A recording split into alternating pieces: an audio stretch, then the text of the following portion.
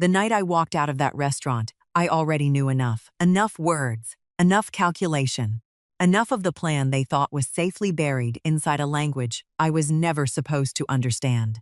My name is Odalis Braswell. I am 62 years old.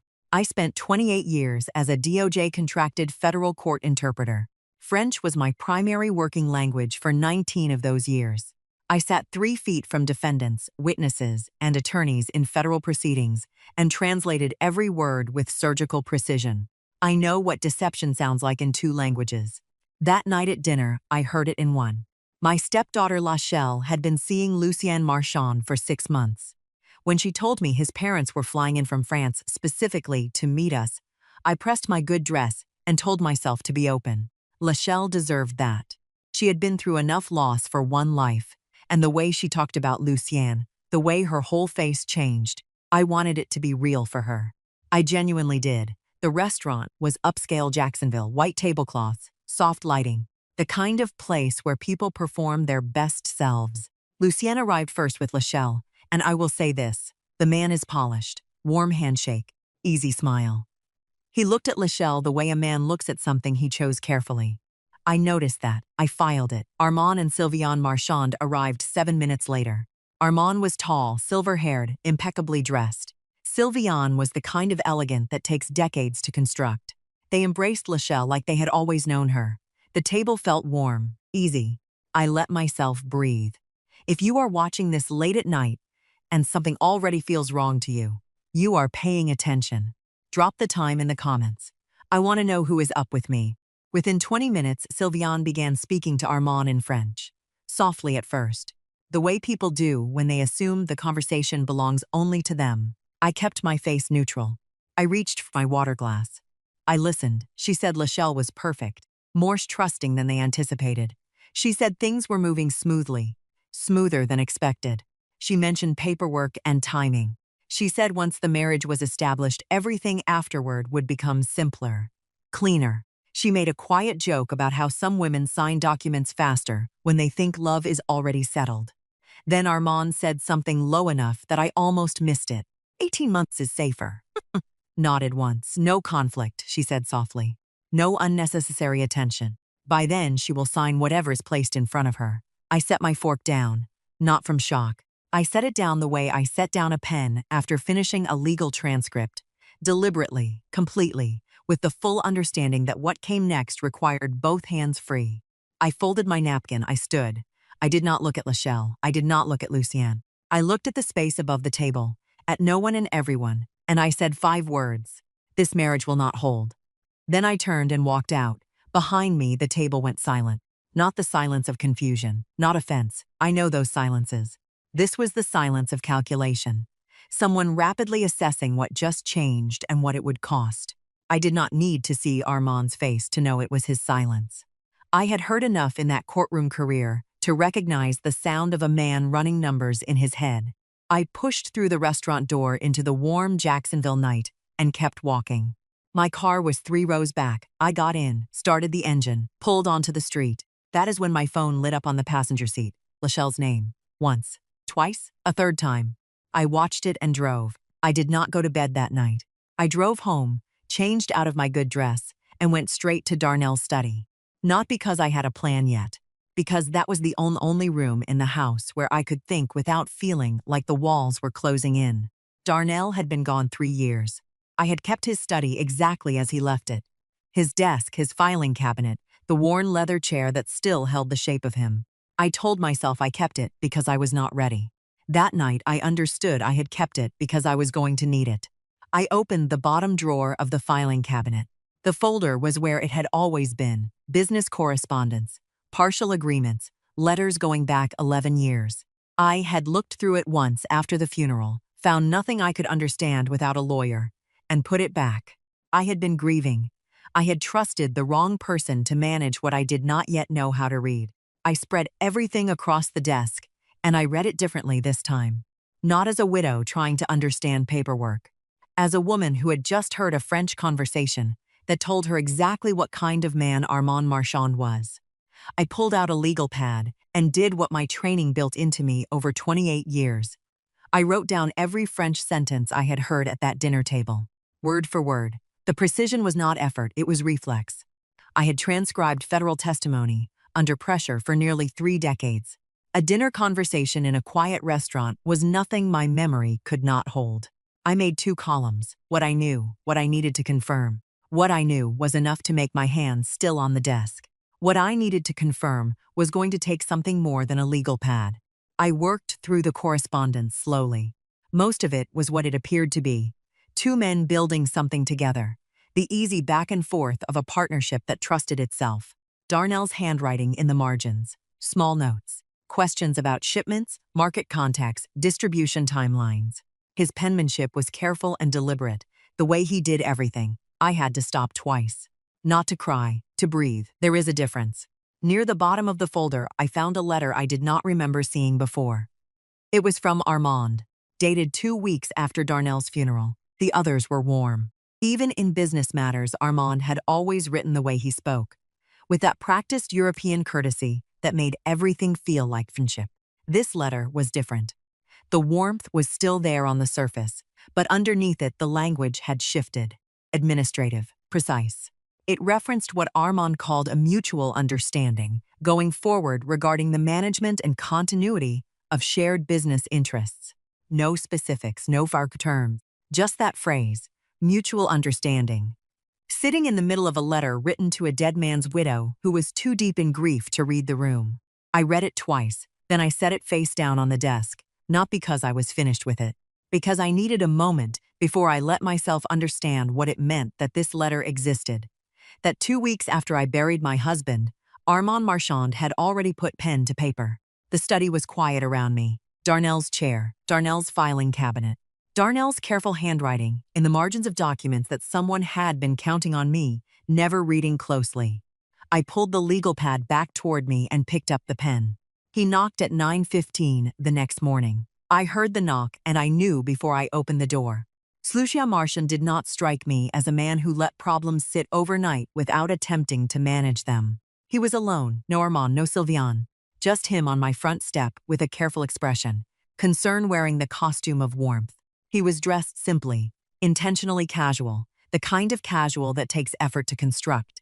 Mrs. Braswell, he smiled. I hope it's not too early, I wanted to come by. Last night, I think there was some tension, and I don't want that sitting between us. I stepped back from the door. Come in, I said. I was just making coffee. I did not apologize for the night before. I did not explain myself. I went to the kitchen and he followed, and I felt him reading the house the same way I had read Armand's letters, looking for information in the details. I poured 2 cups and set one in front of him and sat down across the table. He talked. I let him. He said Lachelle was upset, but she would come around. He said his parents were traditional, and the dinner had perhaps felt more formal than he intended. He said he hoped we could start fresh. That family mattered to him, that my relationship with Lachelle mattered to him, that he wanted to be someone I could trust. Every sentence was correctly constructed.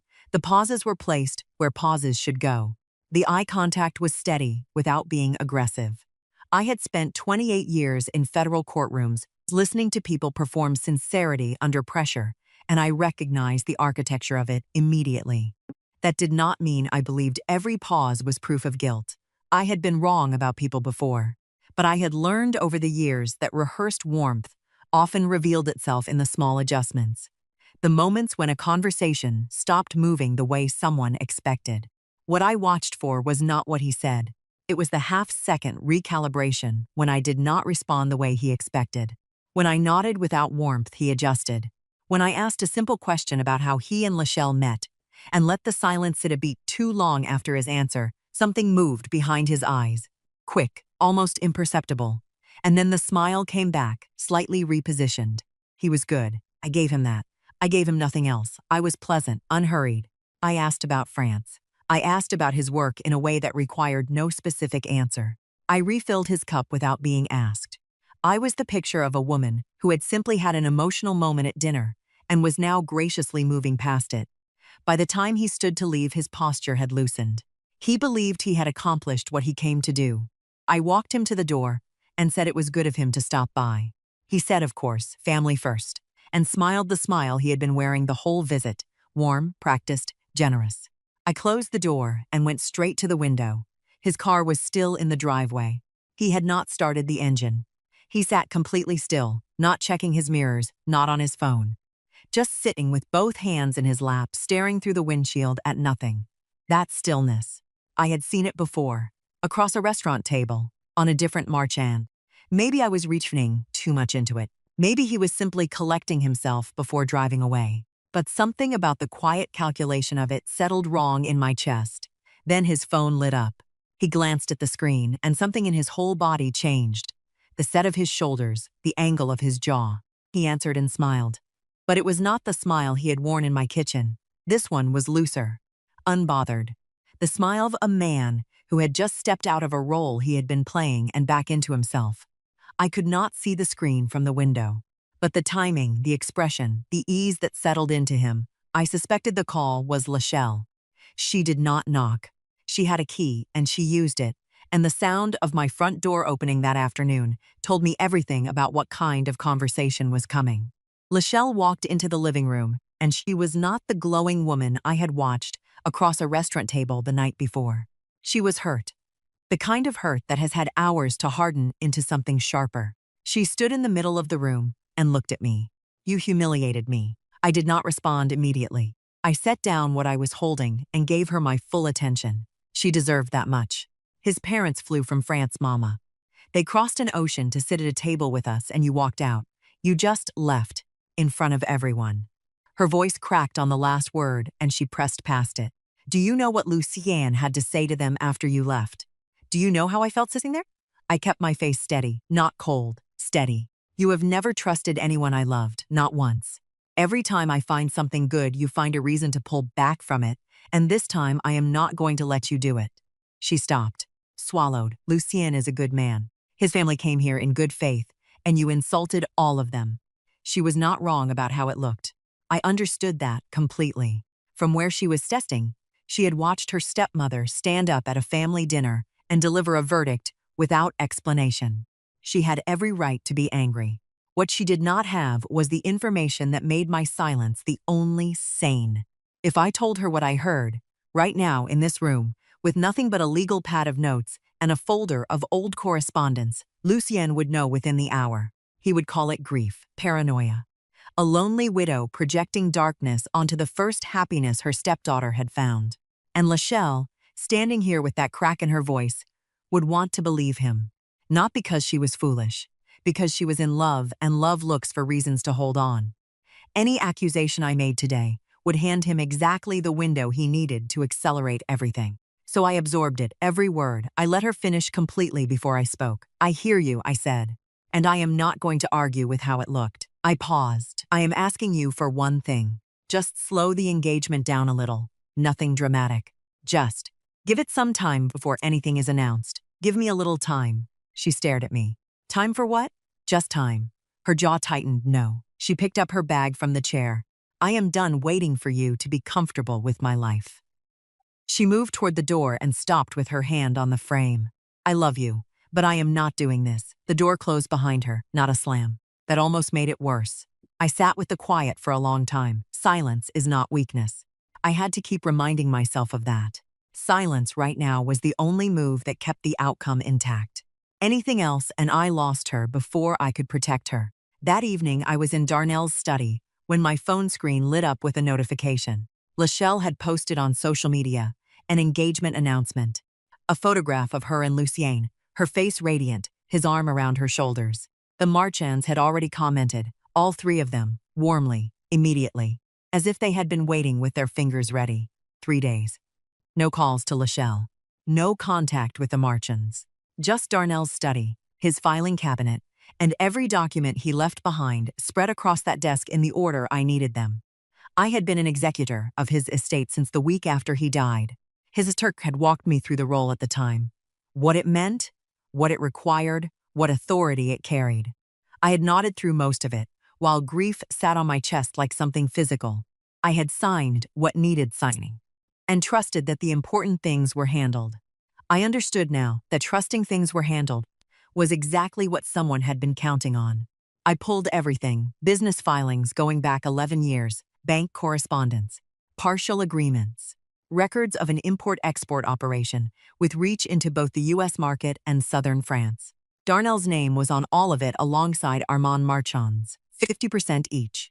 Built over a decade of what looked, from the paper trail, like genuine partnership. The business was real, profitable, established, and Darnell's half of it had never been formally distributed from his estate. I called my attorney that same afternoon, not to move yet, to understand what I was standing on before I put any weight on it. He confirmed what I needed to hear. As executor, I had full legal standing to act on any matter involving estate assets. That included a business interest sitting unresolved in probate. The standing was not ambiguous. It was clean. Then he told me something that stopped me completely.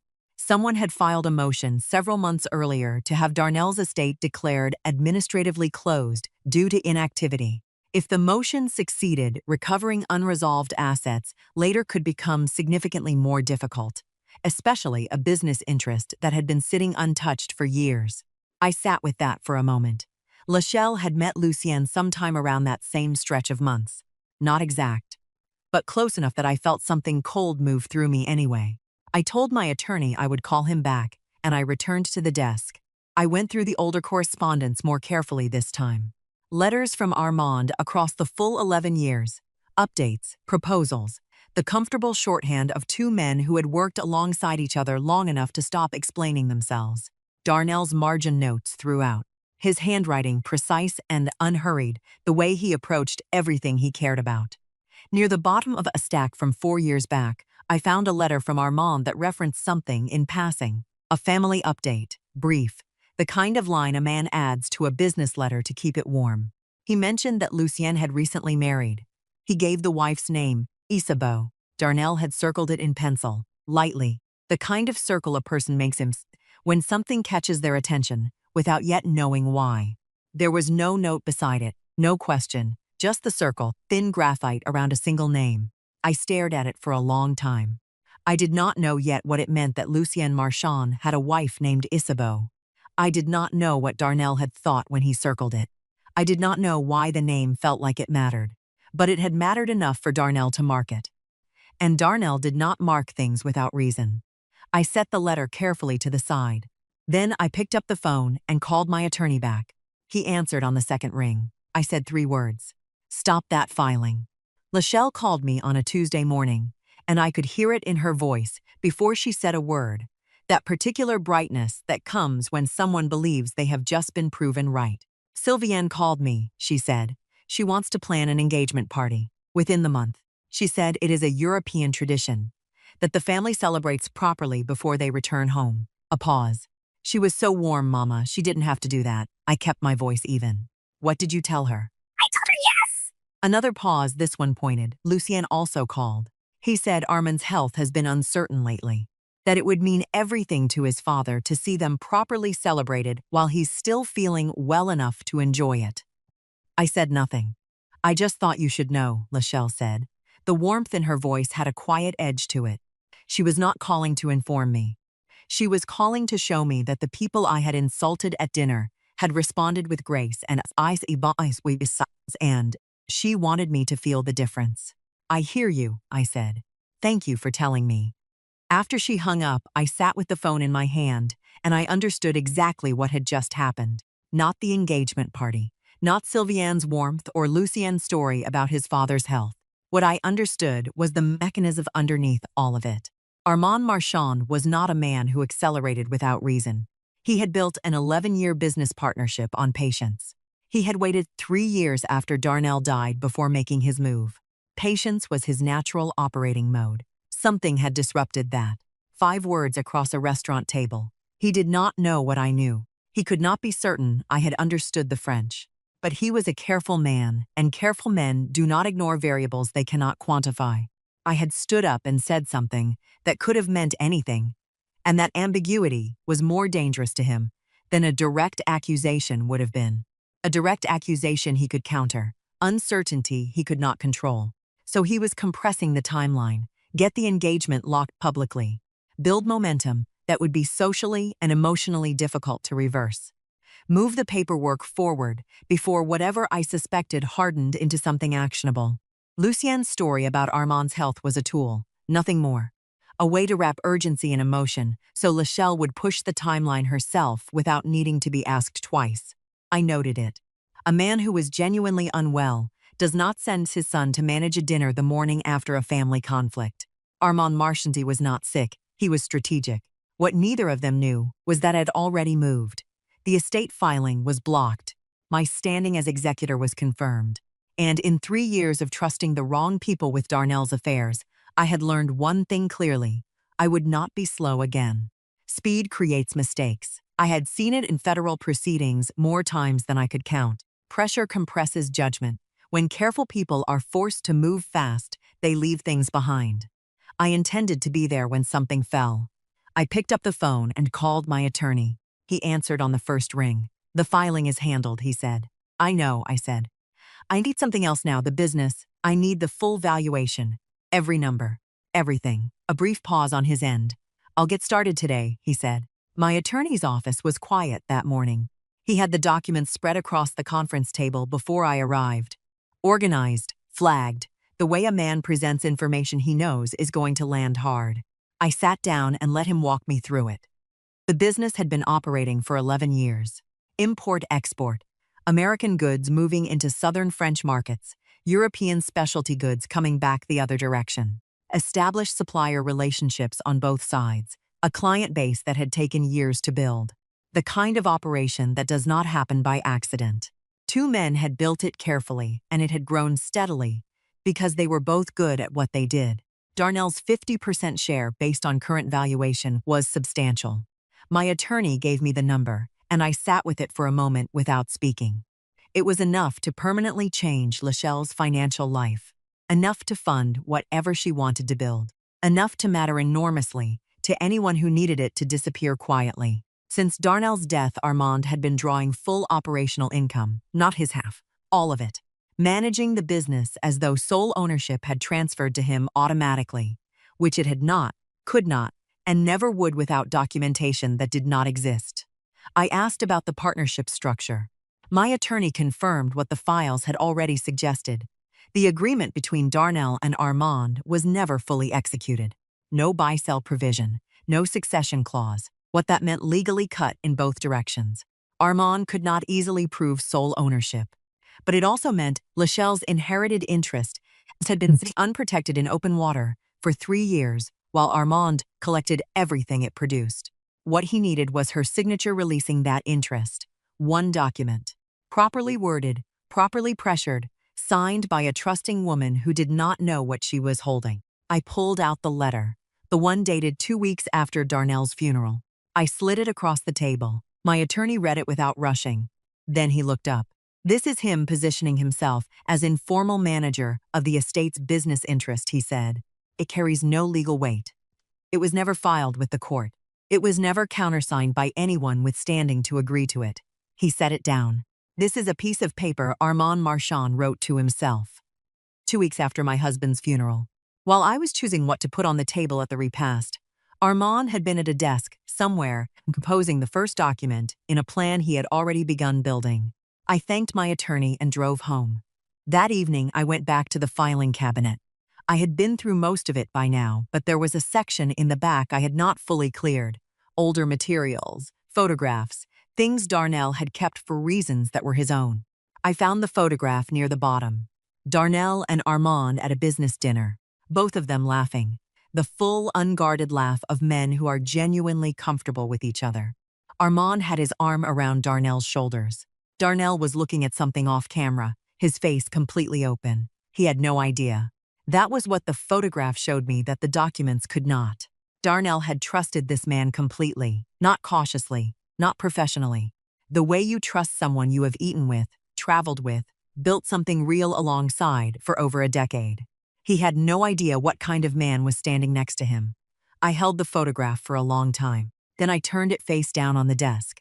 My attorney called as I was sitting there. I answered.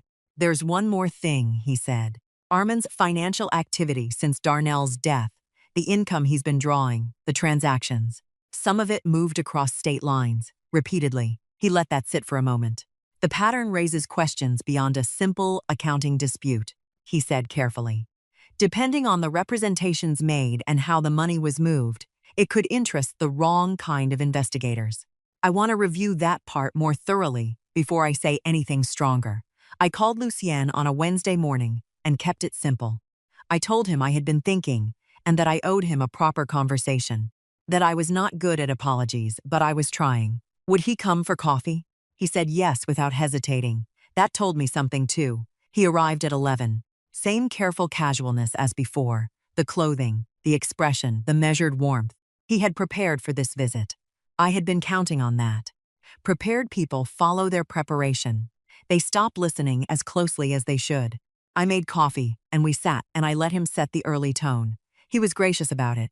Magnanimous, even. He said he understood that grief changes people, and that he held no resentment.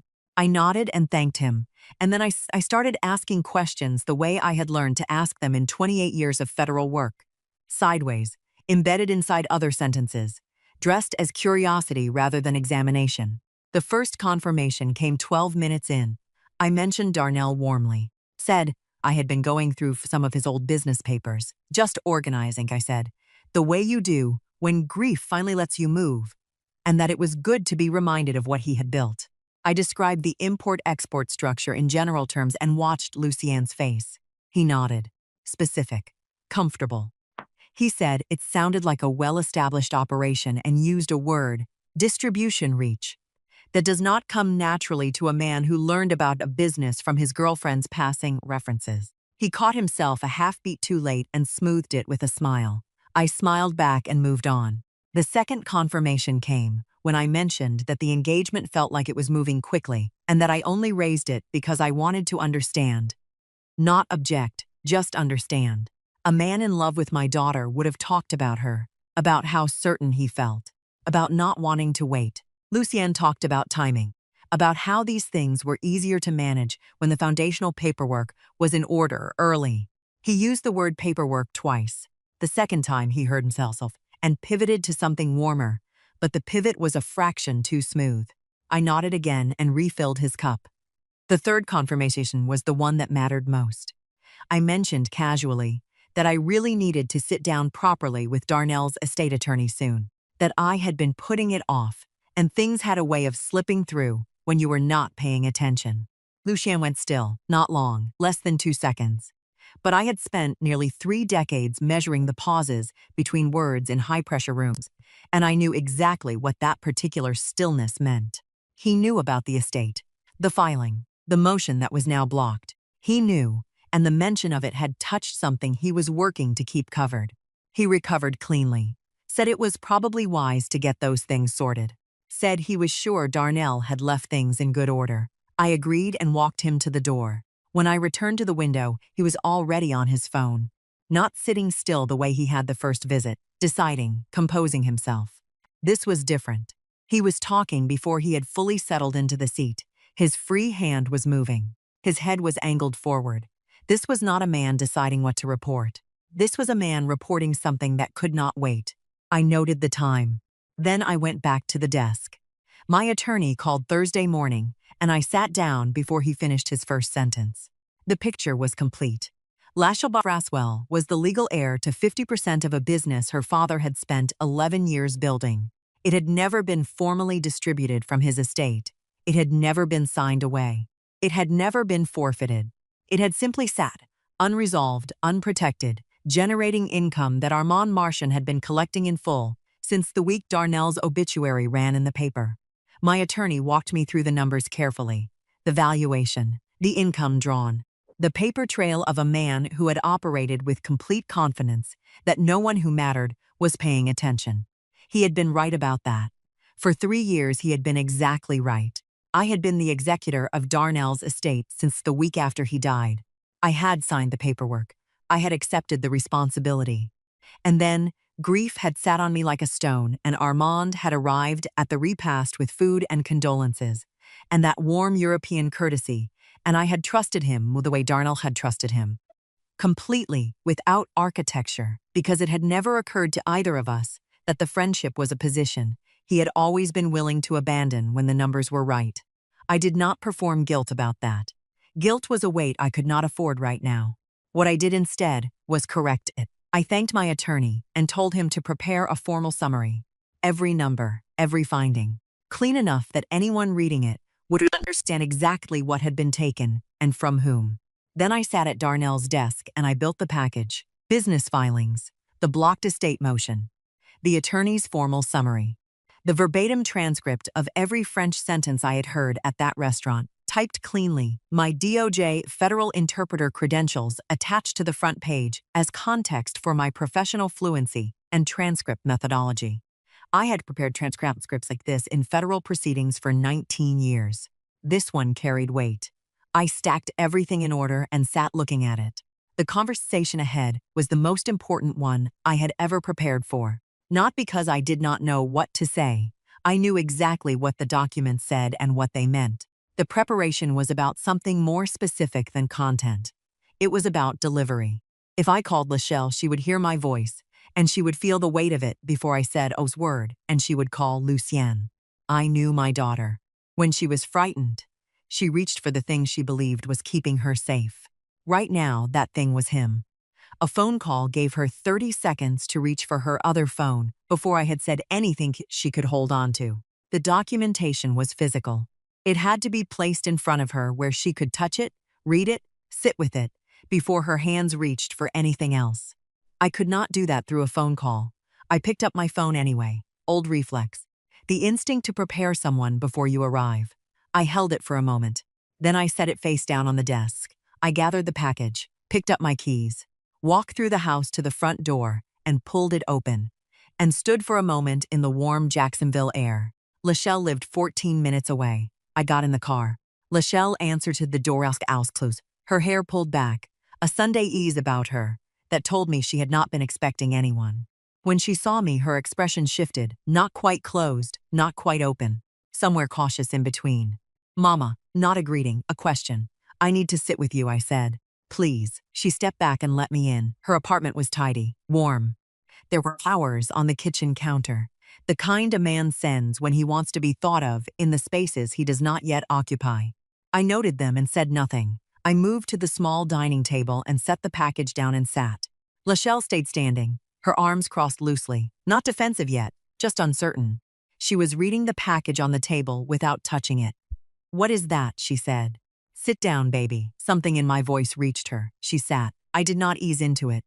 I had decided on the drive over that easing in was a kindness that would cost too much. So I told her, directly, from the beginning.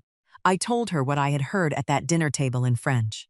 Every sentence Sylviane had spoken to Armand while Lachelle sat glowing 3 feet away. I told her what the words meant. The timeline, the paperwork, the 18 months, the divorce that had already been planned before the engagement was even announced. Lachelle's jaw tightened. That is not, let me finish. She closed her mouth. I told her about her father's business, what he had built, what it was worth, what Armand had been collecting since the week Darnell was buried. I told her about the estate filing, the motion to close it, initiated 3 months ago, right when Lucien introduced himself to her. I told her what her signature on a marriage document would have allowed Lucien to place in front of her, and what she would have been releasing without knowing she held it. She was shaking her head slowly before I finished. You have never wanted this for me. This is about you not being able to. Your father built this for you. I kept my voice at level. I am not asking you to believe me. I am asking you to read what he signed. I slid the first document toward her and waited. The room went quiet in the way rooms do when something irreversible is about to happen. Lachelle looked at me for a long moment. Then she looked down at the document. Her hands came off her lap and she pulled it closer, slowly, like she was not fully deciding to, like her hands had made a choice her mouth had not agreed to yet. I watched her raid. I watched the resistance first. The tight set of her shoulders, the way she held herself slightly away from the page, as though proximity meant agreement. Then the slowing, her eyes moving more carefully, stopping, going back. Then something changed in her face, not collapse, not tears. Something quieter and more permanent than either of those. The specific shift of a person whose understanding of something has just been rebuilt from the ground up and will never reassemble the way it was before. I did not name what I saw. I did not reach for her hand. I just sat with her in it and let it be what it was. That was when her phone lit up on the table between us. Lucien's name on the screen. Lachelle looked at it. I looked at it. Neither of us spoke. Lachelle looked at the phone for 3 full seconds before she picked it up. She answered without putting it on speaker. I did not move. I sat across the table with my hands folded, and I watched her face the way I had watched witnesses in federal proceedings, reading what the body said when the mouth was trying to say something else. Lucien's voice was warm. I could hear the tone of it from where I sat, not the words, just the register. Easy, unhurried.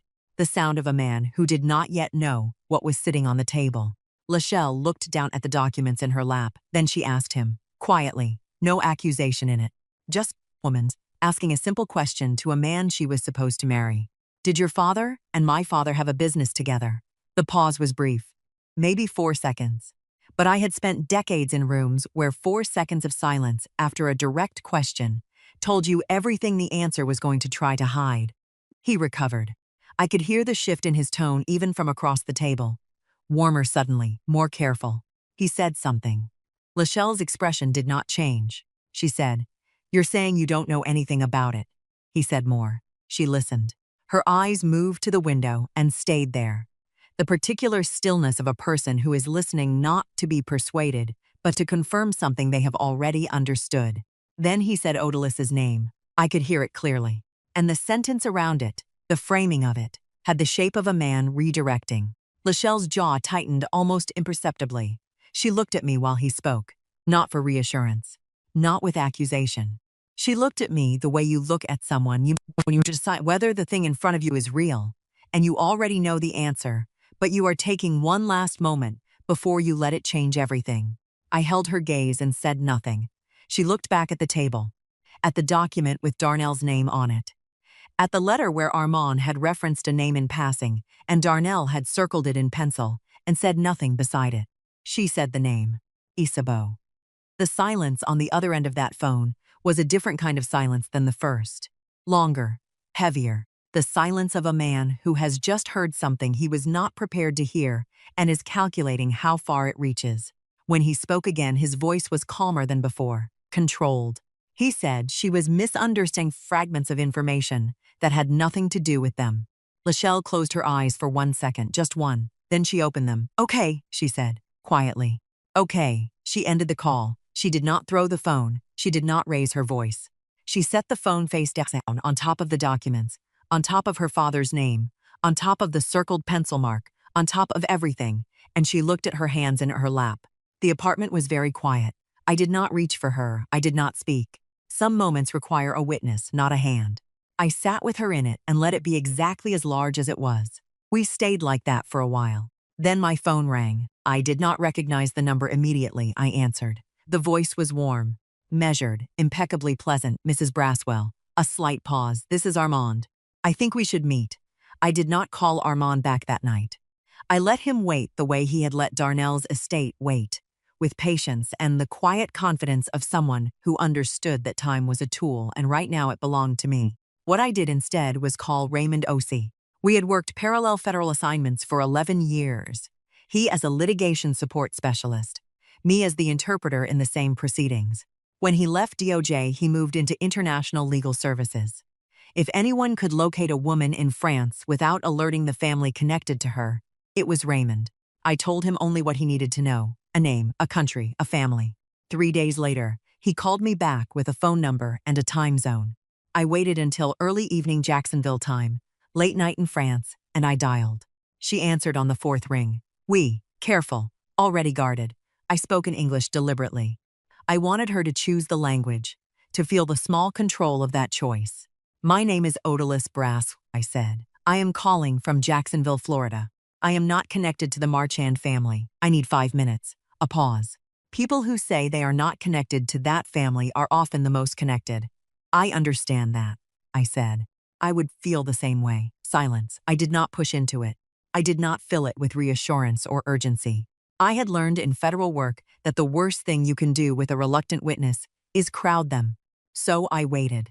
Then she said, "What do you want?" "I have a young woman here who was chosen for her signature," I said. "Her father built something real and spent 11 years building it. I want to make sure she keeps what he left her." The silence this time was longer, different in quality from the first. Not suspicious, something else. Something working through itself. When Isabeau spoke again, her voice had shifted. Not warm, but open in the specific way of a person who has been holding something alone for too long and has just been handed a reason to put it down. She knew about Lachelle. She had known for months. She had been told the American arrangement was temporary. Armand's word, delivered directly, with the certainty of a man who did not expect to be questioned. She had been told Lucienne would handle the matter and come home, and that would be the end of it. She had spent months understanding that none of that was true. The plan was longer than she had been told. More deliberate. Lucienne was not coming home on the timeline she had been promised because the timeline had never been what Armand described to her. She had been managed the same way Lachelle had been managed, with careful information, selectively delivered, designed to keep her cooperative and quiet. She confirmed the marriage, the date, the location in France.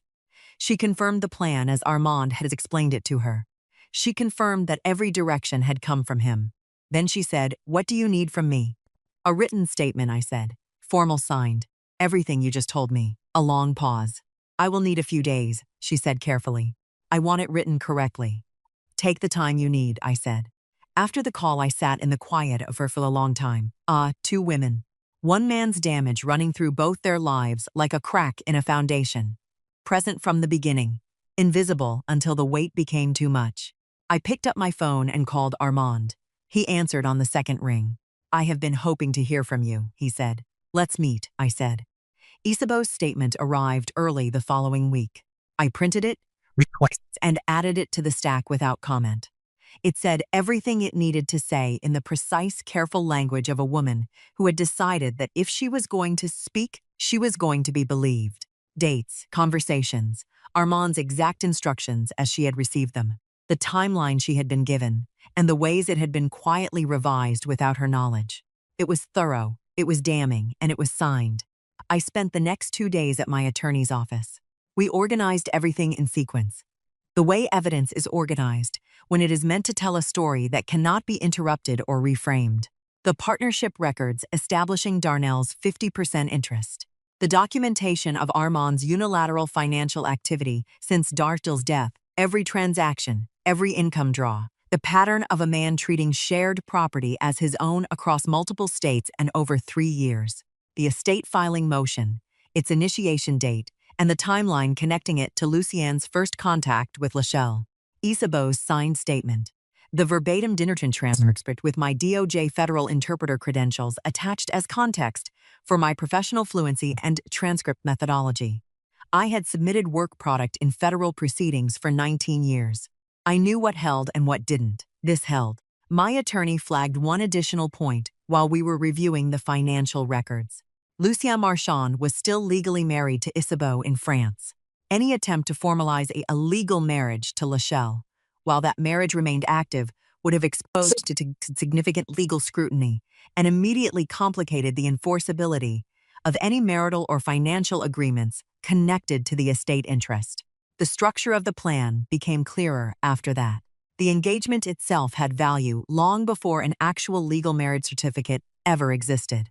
Public commitment, emotional trust, shared financial paperwork signed under the assumption that a legitimate marriage was approaching. A woman in love does not always stop to ask why a document is arriving early, if she believes a wedding is already inevitable. That was the opening they had been building toward. The signature. The release of interest. The quiet transfer of what Darnell built. They had been counting on no one looking closely enough before the pressure and momentum carried everything forward. I sat with that for a moment, not with satisfaction, with the particular steadiness of a woman who has confirmed that the ground she is standing on is solid, and the ground the other side is standing on is not. I did not over-prepare emotionally for the meeting. Emotion in a room like the one we were walking into was a liability, something the other side could grab and redirect. I had watched it happen in proceedings too many times to make that mistake. What I brought to that table would be precision, sequence, and 28 years of knowing exactly how to present material that does not need embellishment. I prepared Lachelle the same way. I told her what would be on the table and what each item meant. I told her the Marchans would likely open with something that sounded reasonable, a settlement frame, a concession, the language of men who believe they can still negotiate their way to a partial win. I told her to let them finish. I told her to let the documents speak. She listened to all of it without interrupting. When I finished, she was quiet for a moment. Then she said, "I just want to be in the room." "You will be," I said. "You have every right to be." The morning of the meeting, my phone rang at 7:40. "Lachelle, I want to be there," she said. "I know," I said. "Come." The conference room at my attorney's office had no windows facing the street. 4 walls, a long table, overhead lighting that made everything look exactly like what it was. I had asked for that specifically. No view, no softness, nothing that gave the room a mood it had not earned. Armand arrived first. He walked in the way he did everything. Unhurried, composed, the kind of man who has never needed to rush because rooms have always arranged themselves around him. He wore a dark jacket, no tie. The studied casualness of someone who wanted to signal that this was a conversation between reasonable people, not a confrontation. He shook my attorney's hand. He nodded to me with something that resembled warmth. Lucien came in behind him and took the chair to his father's left without looking across the table. Sylviane sat to Armand's right, her posture precise, her expressions pleasant and closed. Lachelle sat beside me and said nothing. Armand opened. He was good at it. He acknowledged that there had been some confusion around the business structure following Darnell's passing. He said he had always intended to formalize things properly when the timing was right. He said he understood emotions were running high and that he respected that, and that in the spirit of honoring what Darnell had built, he was prepared to offer a settlement. Modest, clean, something that let everyone move forward without ugliness. He folded his hands on the table and looked at me with the expression of a man who has just been more than fair. I let him finish completely. Then I opened the folder. I placed the documents on the table one at a time the way I had placed transcripts before judges for 28 years. Without commentary, without expression, in the sequence that told the story most clearly. The partnership records first. Darnell's name, Armand's name, 50% each. 11 years of a business that had never legally changed hands. The financial records next. Every income draw Armand had made since Darnell's death, totaled, dated, crossing state lines in a pattern my attorney had documented thoroughly and characterized in writing as civil fraud with federal wire fraud exposure. The estate filing motion, initiation date circled, 3 months ago. The same month, Lucien introduced himself to Lachelle. Isabeau's signed statement. I placed it directly in front of Armand. He looked at it without touching it. Something moved through his face and was gone in under a second. The bigamy documentation last.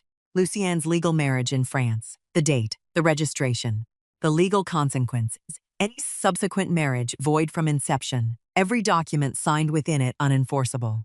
I did not editorialize. I did not raise my voice. I presented. The room was completely quiet. Lucien was looking at the table, not at Lachelle, not at me. At the surface of the table in front of him, like a man waiting for something to be over. Sylviane's composure, which had held through every chapter of this, fractured, not dramatically. A tightening around the eyes, a stillness in her hands that was different from controlled. The stillness of someone who has just understood that the room they walked into was not the room they prepared for. Armand went very still. I recognized it. I had clocked it the first time across a restaurant table when I said 5 words and stood up. It was not confusion. It was never confusion. It was calculation, running the numbers, finding them gone. He knew. He had known since that dinner. He had simply believed he could outrun it. He could not. The Marchans gathered themselves to leave in silence. Chairs pushed back. Jackets straightened. That was when Lachelle spoke. She looked directly at Lucien. Her voice was even, quiet. "My father liked you," he told me once. A pause. "I thought you should know that." Lucien stopped. He had no answer. There was no answer to that sentence, and every person in that room understood why. Over the following months, the legal process moved the way precise documentation usually moves, slower than television, quieter than rumor, steadily enough that the other side never found a clean seam to pull. Lachelle's inherited 50% share was formally recognized through probate court proceedings after the estate records were fully reviewed. The administrative closure motion, filed months earlier against Darnell's estate, was challenged and ultimately struck from the record after the court determined the filing party had no standing to initiate it. My standing as executor was never the issue. It had simply been waiting for me to use it. The civil claim against Armand was filed through my attorney. 3 years of unilateral income, draws from a jointly held business interest, documented across multiple states, were organized and presented with the same sequence that sat on that conference room table. Questions surrounding the financial activity were separately referred for additional review by the appropriate authorities. What happened after that was no longer in my hands. What was in my hands had already been documented, organized, and spoken for itself. The Marchands retained French counsel within days of returning home. They left Jacksonville with none of what they came for. Not Lachelle's signature, not the business, not the quiet resolution Armand had believed he could negotiate in a conference room with a woman he had badly underestimated for 3 years. They left with active civil exposure following them across the ocean, and Isabeau's written statement permanently attached to the record surrounding the dispute. Lucien's existing marriage to Isabeau collapsed whatever credibility remained around the engagement. Any path toward a legitimate marriage to Lachelle had already been compromised long before she understood what was happening around her. The engagement ended quietly after that, not with screaming, not with spectacle. Just the slow legal and emotional unraveling of something that had never been what it claimed to be. The plan was over. Lachelle did not heal quickly. I did not expect her to. The damage of understanding you were selected rather than loved does not resolve on a legal timeline. It moves at its own pace through a person, and there is nothing anyone can do to accelerate it. I did not try. What I did was stay close without crowding, available without demanding. The way you sit near someone in the dark, not to fix anything, just so they are not alone in it. 3 weeks after the meeting, she came to the house on a Sunday afternoon. No particular reason given. She let herself in with her key the way she always had, and found me in the kitchen, and we made tea and moved without discussion to Darnell's study, the room we had both been circling around for different reasons for 3 years. We sat. The room held us the way it always had. His desk, his chair, the filing cabinet that had given us everything we needed when we finally looked closely enough. Lachelle's eyes moved to the desk, to the photograph sitting there. Darnell and Armand at that business dinner, laughing, completely unguarded. I had left it face up after the first major rulings came down. Some things deserve to be looked at directly, once it is safe to do so. She reached over and picked it up. She looked at it for a long time, long enough that I stopped watching and simply waited. Then she set it face down on the desk, the same way I had, in the same motion, without knowing she was completing something I had started. I watched it happen and said nothing for a long moment. Then I said, "Your father kept good records. He just didn't know he'd need them for this." Lachelle looked at the face-down photograph. Something in her exhaled, not a sound, just a release, and she nodded slowly. They came for what Darnell built. They forgot he left me here first.